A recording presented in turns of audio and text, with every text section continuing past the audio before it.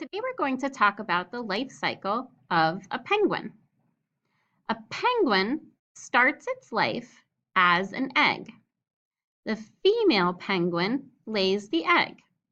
Then the mother leaves for 125 days to find food.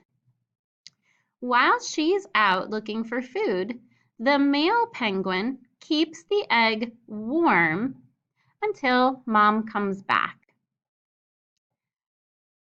Eventually, the egg hatches and the baby penguin comes out.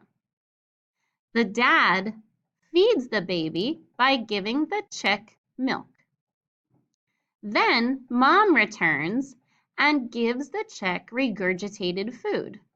Regurgitated means that the mom takes the food in her mouth and chews it up and then puts it in the baby's mouth so it's easier for the baby to eat. Then the dad can return to the sea or the ocean.